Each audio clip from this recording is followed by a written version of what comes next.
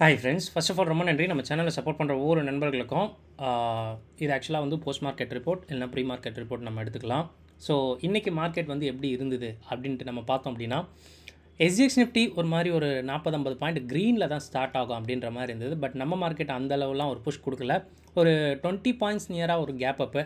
அதுக்கப்புறம் பார்த்திங்கன்னா மார்க்கெட் வந்து லேசாக வந்து செல் ஆஃப் ஆச்சு. ஸோ கொஞ்சம் நேரம், ரொம்ப நேரமே சொல்லலாம், மார்க்கெட் வந்து பார்த்திங்கன்னா மேக்ஸ் பையன் ஒரு 2 இடம் மட்டும்தான் மாற்றுச்சு அப்படின்னு சொல்லணும். ஸோ லைக் 25,150 இருக்கட்டும் அண்டு 25,200 இருக்கட்டும், இந்த 2 பாயிண்ட்டை தான் நவுத்தி வச்சுருந்தது. இதுக்கான காரணம் நம்ம நேற்றே சொல்லியிருந்தோம், ரொம்பவே ப்ரீமியம் கம்மி அப்படின்றதுனால மேலே 100 பாயிண்ட் கீழே 100 பாயிண்ட்டு தான் மார்க்கெட் வந்து இருக்கும் அப்படின்றது வந்து சொன்னோம். பட் என்ன அப்படின்னா, ஒரு 2 மணிக்கு மேலே மார்க்கெட் வந்து பார்த்திங்கன்னா அந்த 25,150 வந்து உடைக்க ஸ்டார்ட் பண்ணி ஒரு சைடு வந்து போயிடுச்சு. ஸோ எப்படி தான் என்ன தான் இருந்தாலும் நேற்று க்ளோசிங்லேருந்து பார்த்தோம் அப்படின்னா ப்ரீமியம் வந்து பெருசாக வந்து இதுவாகலை, ஓகேங்களா, பெருசாக வந்து உடையலை. ஸோ எண்ட் ஆஃப் ஒரு 2:30 மணிக்கு மேலே நல்ல ஒரு கால் செல்லர்ஸ் ரொம்ப கிட்டக்க வந்து இன்றைக்கான அந்த லாஸை வந்து பேர் பண்ணியிருப்பாங்க அப்படின்றது தான்.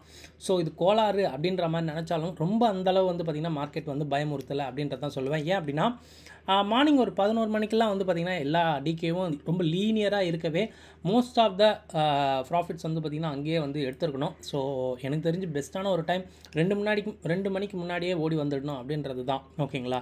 ஸோ ஏன்னா இந்த மாதிரி லோவர் ப்ரீமியத்தில் கண்டிப்பாக வந்து பார்த்திங்கன்னா ஒரு ஜர்க்கு மார்க்கெட் வந்து பார்த்திங்கன்னா மூவ் ஆகும். ஏன் நமக்கு இங்கேயே வந்து தெரிஞ்சுது, நேற்று மாதிரியே மார்க்கெட் வந்து பார்த்திங்கன்னா 2-3 தடவை ஒரு பெரிய ஸ்பைக் கொடுத்தது. இந்த ஸ்பைக்கில் நீங்கள் பார்த்தீங்கன்னா தெரியும். இந்த ஸ்பைக்கில் நீங்கள் எக்ஸ்பைரியில் நேக்கடாலாம் செல் பண்ணோம் அப்படின்னா வந்து கண்டிப்பாக இருக்கவே முடியாது. ஏன்னா அந்த மாதிரி வந்து பார்த்திங்கன்னா ஸ்பைக்ஸ் வந்து மார்க்கெட்டில் இருந்தது அப்படின்ற மாதிரி சொல்லணும்.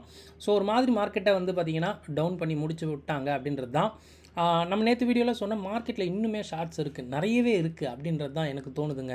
ஓகேவா, இது எப்படி நம்ம எடுத்துக்கலாம் அப்படின்னா, கார்ப்பரேட்டோட ஏர்னிங்ஸ்க்காக வெயிட் பண்ணுதா அப்படின்றது தெரியல. ஏன்னா நாளைக்கு வந்து பார்த்திங்கன்னா ரிலையன்ஸோட ரிசல்ட்ஸ் இருக்குது, வீக்கெண்டில் ஹெச்டிஎஃப்சியோட ரிசல்ட்ஸ் இருக்குது, இன்றைக்கி ஆக்சிஸ் பேங்க் விப்ரோவோட ரிசல்ட்ஸ் இருக்குது. அப்படின்றதுனால கூட அதில் ஏதாவது மாறுபாடுகள் வந்தால் மார்க்கெட் மேபி வந்து அந்த ஷார்ட்ஸை வந்து ரெக்கவர் பண்ணவோ இல்லைனா வந்து பார்த்திங்கன்னா இன்னும் ஃபர்தர் ஷார்ட் போகவோ அந்த பொசிஷன் வந்து உதவும் அப்படின்ற மாதிரி நினைக்கிறாங்களா அப்படின்றது நம்ம வெயிட் பண்ணியிருந்து தான் பார்க்கணும். நிஃப்டிக்கு 263 பாயிண்ட்டு ஸ்டாண்டர்ட் ப்ரீமியம் அண்ட் சென்செக்ஸ்க்கு வந்து பார்த்திங்கன்னா 674 பாயிண்ட்டு ஸ்டாண்டர்ட் ப்ரீமியம் இருக்குது.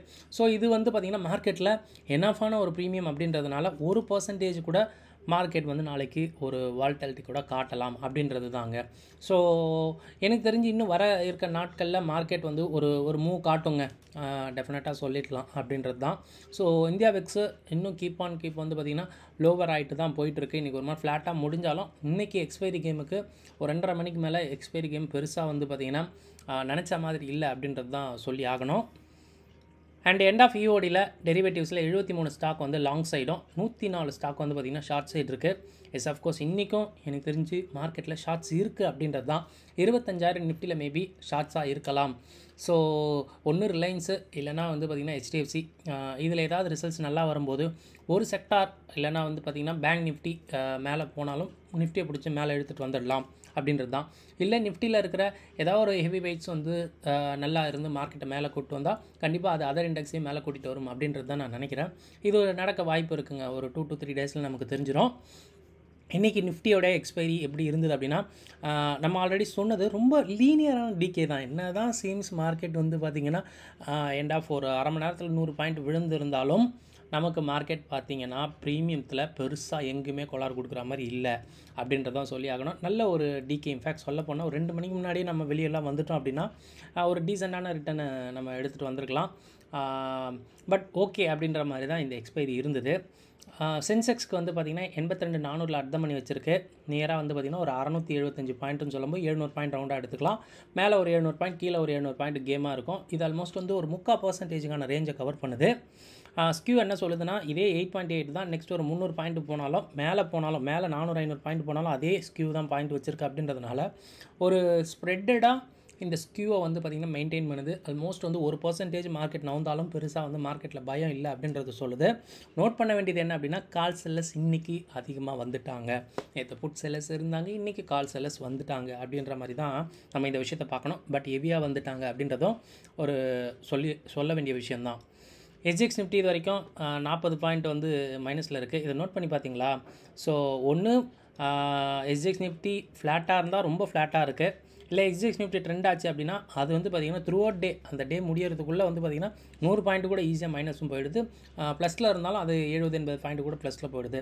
ஸோ நெகட்டிவ் அப்படின்றதுனால மீண்டு வருமானு தெரியல. இன்றைக்கி 6 மணிக்கு யூஎஸில் நிறைய நியூஸஸ் இருக்குது. அதை பொறுத்து மேபி இந்த ஒரு சேஞ்சஸ் இருக்கலாம். இன்னும் கொஞ்சம் கூட வால்டைலாக இந்த பாயிண்ட்ஸ் கூட மாறலாம் அப்படின்றது தான். எஃப்ஐடி ஆக்டிவிட்டி பாருங்கள், நேற்றுமே வந்து ஒரு 690 கோடிக்கு விற்று தான் வச்சுருந்தாங்க. அதனால தான் மார்க்கெட் வந்து பெருசாலாம் பர்ஃபார்ம் பண்ணலை. இன்னும் நிறைய ஷார்ட்ஸ் தான் மார்க்கெட்டில் இருக்குது அப்படின்ற மாதிரி பார்க்குறாங்க. வர இருக்க நாட்களில் அந்த ஷார்ட்ஸ் எல்லாம் வெளியே கண்டிப்பாக கொண்டு வரணும். ஸோ நம்ம வெயிட் பண்ணியிருந்து பார்க்கலாம். இன்னையோட டேட்டாவும் நீங்கள் ஒரு தடவை பார்த்துருங்க ஒரு 7:30 மணிக்கு மேலே. எஸ் நம்ம போகிற கண்டென்ட் கண்டிப்பாக உங்களுக்கு ரொம்ப ஹெல்ப்ஃபுல்லாக இருக்கும் அப்படின்றது நினைக்கிறேன். அப்படி ஹெல்ப்ஃபுல்லாக இருந்தால் வீடியோ லைக் பண்ணிட்டு அப்படியே பாருங்கள். ஃபர்ஸ்ட் டைம் நம்ம சேனல் இப்போ தான் பார்க்குறீங்கன்னா நம்ம சேனலையும் சப்ஸ்கிரைப் பண்ணிக்கோங்க. ஸோ செக்லிஸ்ட்டில் இன்றைக்கி இந்தியா விக்ஸ் பெருசாக எந்த பக்கமும் மாறலை.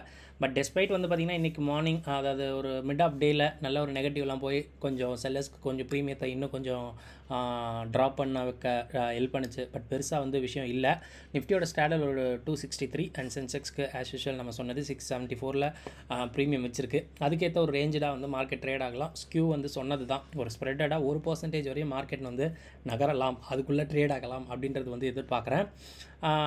டெக்னிக்கல்ஸாக லாஸ்ட் 2 டேஸோடைய ஐயன் லோஸ் எடுத்துங்க. அதை மார்க்கெட் உடையும் போது மார்க்கெட் அந்த சைடு வந்து ட்ரெண்ட் ஆகலாம். கூடவே பிபி டைனமிக்கோட அந்த ரெசிஸ்டன்ஸ் அண்ட் சப்போர்ட்ஸ் கூட தாராளமாக எடுத்துக்கலாம். அது உடையும் போது மார்க்கெட் வந்து ரெஸ்பெக்ட் கொடுத்து மார்க்கெட் வந்து ட்ரெண்ட் ஆக வாய்ப்பு இருக்குது. டேட்டா ஃபார் ஆப்ஷன் ட்ரேடர்ஸில் ஃபியூச்சர்ஸ் விஷயம் பார்க்கும்போது நிஃப்டி மார்க்கெட் இறங்கியிருக்கு, கான்ட்ராக்ட் சிக்னிஃபிகண்ட்டாக ஏறி இருக்குது அண்ட் இந்த பாயிண்ட் இன்க்ரீஸ் ஆகிருக்கு. பிசிஆர் நேற்று இருந்ததை விட டிக்ரீஸ் ஆகிருக்கு. அஃப்கோர்ஸ் நிஃப்டியில் ஷார்ட் இருக்குது அப்படின்றது. பேங்க் நிஃப்டி ஒரு 0.6% இறங்கியிருக்கு. கான்ட்ராக்டு மினிமலாக தான் ஏறி இருக்குது. இந்த பாயிண்ட்டும் இன்க்ரீஸ் ஆகிருக்கு. பிசிஆரும் நேற்று இருந்ததை விட இறங்கியிருக்கு. ஸோ அஃப்கோர்ஸ் இன்றைக்கி ஆக்சிஸ் பேங்க் ரிசல்ட் இருக்குது அப்படின்றதுனால அது மேபி வந்து ட்ரிகர் பண்ணலாங்க அப்படின்றது தான் நான் நினைக்கிறேன்.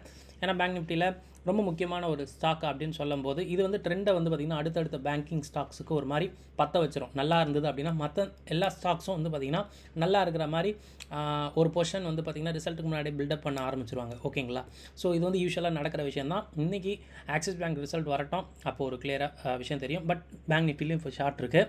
மிட் கேப் நிஃப்டி 0.5% இறங்கியிருக்கு. ஒரு மாதிரி ஃப்ளாட்டாக தான் கான்ட்ராக்ட் வந்து ஷேடாக இருக்குது. இந்த பாயிண்ட்டும் டிக்ரீஸ் ஆகிருக்கு. அந்த பிசிஆரும் நேற்று இருந்ததை விட கம்மியாக இருக்குது அப்படின்றதுனால இதுலேயே வந்து பார்த்திங்கன்னா ரொம்ப லேசாக ஷார்ட் இருக்க வாய்ப்பு, இல்லைனா வந்து லாங் அன்வைண்டிங் கூட இருக்கலாம். ஏன்னா 2 நாள் ஏறிச்சில்ல, லாங் அன்வைண்டிங் இருக்க கூட வாய்ப்பு இருக்குது. குளோபலாக யூஎஸ் ஃபியூச்சர்ஸ் வந்து மிக்சடாக தான் இது வரைக்கும் ட்ரேட் ஆகிட்டுருக்கு. இன்றைக்கி 6 மணிக்கு கோர் அண்ட் சேல்ஸ் டேட்டா வந்து யூஎஸில் வர இருக்குது. ஸோ முக்கியமான விஷயமாக அதை பார்க்கலாம். ஸ்டில் வந்து நம்ம மார்க்கெட்டில் வந்து ஷார்ட்ஸ் வந்து ஹெவியாக இருக்குங்க.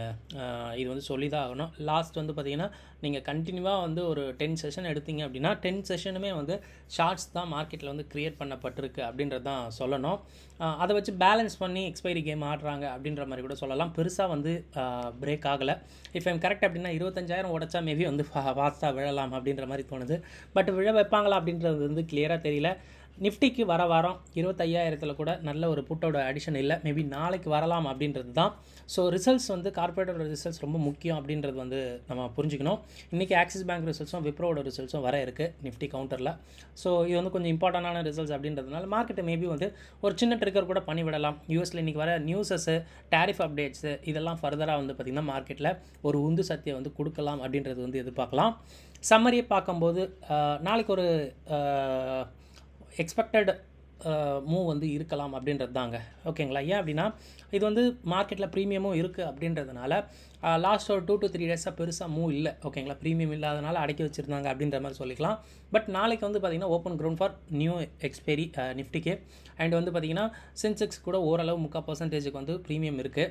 மற்ற எல்லாத்துலேயும் கொஞ்சம் ப்ரீமியம் இருக்கனால நாளைக்கு வந்து ஒரு சின்னதாக ஒரு ஆட்டம் கூட மார்க்கெட் போட வாய்ப்பு இருக்குது. 1% மார்க்கெட் வந்து நகரக்கூட ரேஞ்சுக்குள்ளே நகரக்கூட வாய்ப்பு நிறையவே இருக்குது அப்படின்ற மாதிரி தான் தோணுது.